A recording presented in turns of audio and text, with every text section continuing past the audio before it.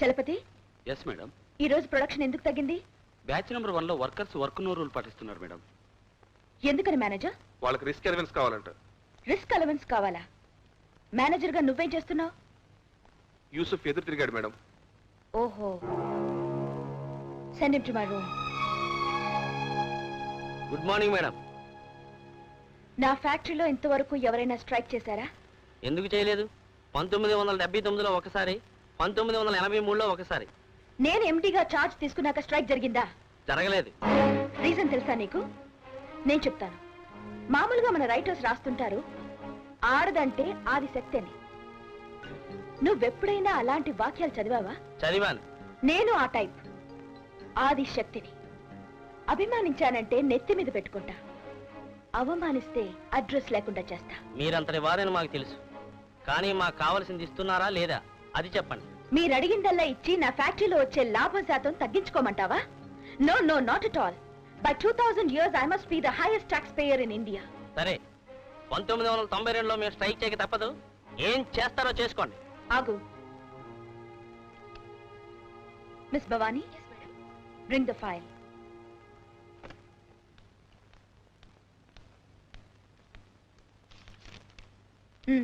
Yes madam. Yusuf మన ఫ్యాక్టరీలో చేరకముందు చార్మినార్ దగ్గర జరిగిన మత కలహాల కేసు నెంబర్ 391/B డేటెడ్ 27/8/1969లో ముద్దాయి రెండో పెళ్లి చేసుకుని మొదటి భార్యను హింసిస్తున్నాడని కంప్లైంట్ ఉంది.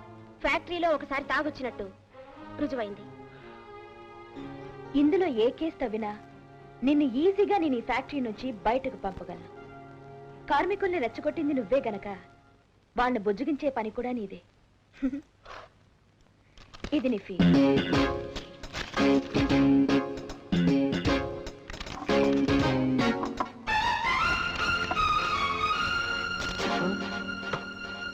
ఆ ఫోటో ఇప్పుడు వాడను.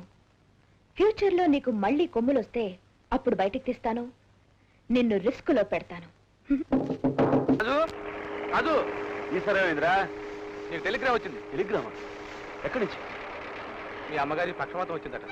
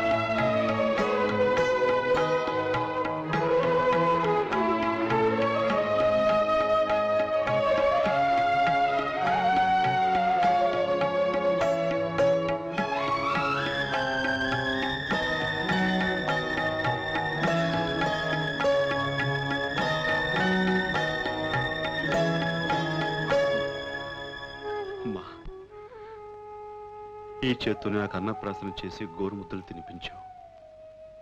ఈ చేత్తోనే నాకు అక్షరాభ్యాసం చేయించావు. అలాంటి చెయ్యి పడిపోయినందుకు బాధపడటం లేదురా. చెట్టంత ఎదిగిన కొడుకుని కన్నీళ్లు పెట్టిస్తూ ఆ కన్నీళ్ళు తుడడానికి చేయి రానందుకు ఏడుస్తున్నాను బాబు. ఊరుకోమ్మా. అమ్మా, నువ్వు నాతో పాటు విశాఖపట్నం వచ్చేయమ్మా. నా దగ్గర ఉందు గాని. నేను ఈ ఊరు దాటి ఎక్కడికి రానురా. మీ నాన్నగారు తన రెక్కల కష్టంతో కట్టుకునే ఇల్లు. నా ప్రాణం ఇక్కడే పోవాలి. సర్లేమ్మా, నేను ఇక్కడే ఉండి వేరే ఏదైనా ఉద్యోగం చూసుకుంటాను. మిస్టర్ రాజు, మీ నిర్ణయం చాలా బాగుంది. ఆవిడ మనసుకు ఆనందం కలిగించే పని చేస్తే ఆవిడ త్వరగా రికవర్ అయ్యే అవకాశం ఉంది. అలాగే డాక్టర్, థ్యాంక్ యూ.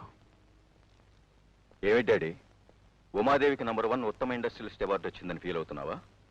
నాకు అవార్డులు అక్కర్లేదురా, రివార్డులు కావాలి.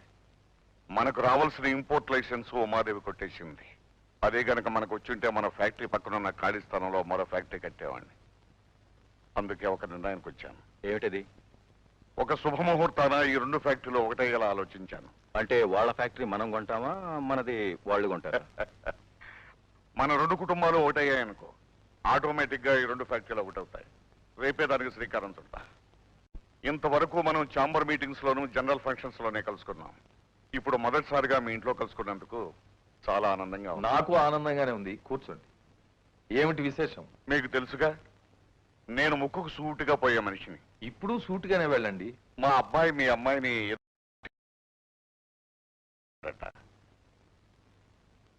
అందుకని వాళ్ళిద్దరికీ పెళ్లి చేస్తే బాగుంటుందని మిమ్మల్ని అడగడానికి వచ్చాను. మీ అబ్బాయితో నాకు పెళ్ళా?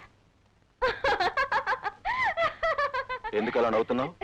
మీ నాన్న చెప్పిన లవ్ స్టోరీ నాకు నచ్చలేదు. నిజమైన ప్రేమ అంటే ఒక డబ్బున్నవాడు పేదమ్మాయిని ప్రేమించాలి, లేదా పేదవాడు పెద్దింటి అమ్మాయిని ప్రేమించాలి. అది ఇంట్రెస్టింగ్ లవ్ స్టోరీ. సో నీ ప్రేమ కథ కూడా ఇంట్రెస్టింగ్ గా ఉండాలంటే నువ్వు ఒక పూర్ గర్ల్ ని ప్రేమించాలి. ఇఫ్ యూ డోంట్ మైండ్, మా పని మనిషి కూతురుంది, లవ్ చేయి. పెళ్లి ఖర్చులు నేను పెట్టుకుంటాను. నా అకౌంట్ లో ఒక సోషల్ సర్వీస్ యాక్టివిటీ రికార్డ్ అవుతుంది. చేసుకుంటావా? ఆడదానికి అంత అహంకారం పనికిరాదు. నీ సబ్స్టాండర్డ్ కొడుక్కి అంత ఆశ ఉండొచ్చా? మా వాడిది ఆశ కాదు. మాకంటే గొప్ప సంబంధం వస్తుందా మీకు? నీకంటే ఫ్యాక్టరీలో ఎక్కువ లాభాలు గడిస్తున్నావు. నంబర్ 1 ఇండస్ట్రియలిస్ట్ గా గౌరవం పొందావు. చూడు, ఏ వ్యాపారం చూసుకున్నావు ఇంత అహంకారంగా మాట్లాడుతున్నావు, ఆ కంపెనీయే లేకుండా చేస్తాను నీకు. రారా. ఇష్టం లేకపోతే మర్యాదగా చెప్పాలి కానీ అది కటువుగా మాట్లాడొచ్చు ఆ పెద్ద మనుషులతో. వాళ్ళ పెద్ద మనుషులు, పెద్దల ఫేస్ లో నక్క, కొడుకు ఫేస్ లో కుక్క నాకు కనిపించింది డాడీ. ఎంత అహంకారం, ఎంత పొగరు. ఎవరికి? ఇప్పుడు వచ్చిన వాళ్ళకి అయ్యారు. అమ్మాయినంత గారాభంగా పెంచినందుకు నన్ను కూడా తిట్టు, నాకు బుద్ధి వస్తుంది.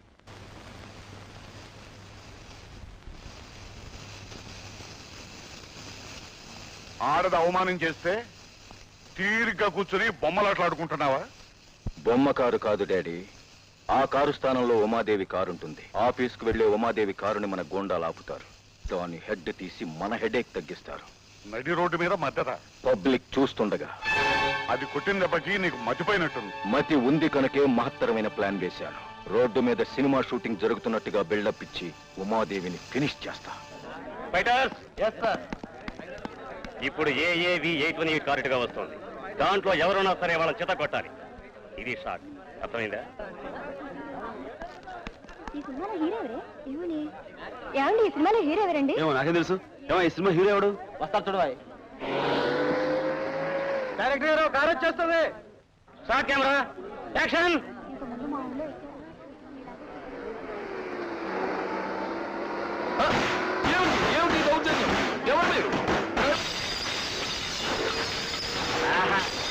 కొడుతున్నారా?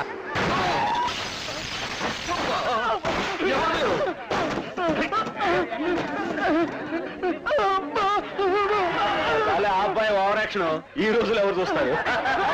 యాక్షన్ కాదు సార్, వాళ్ళు ఎవరో మాకు తెలియదు. నిజంగానే కొడుతున్నారు. అయితే ఇది సినిమా రక్తం కదా? కాదు సార్, ఆ రౌడీ నిజంగానే మా గారిని చంపేసినట్టున్నారు.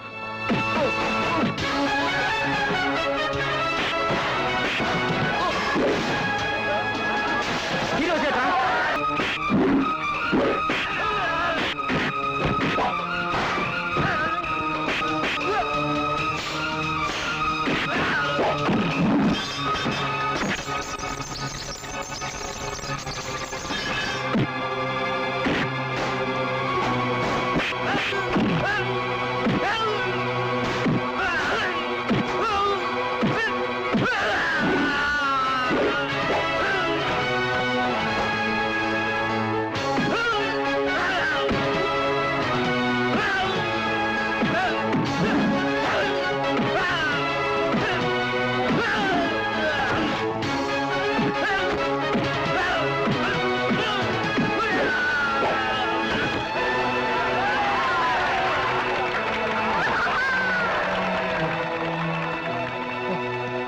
రండి హాస్పిటల్కి వెళ్దాం.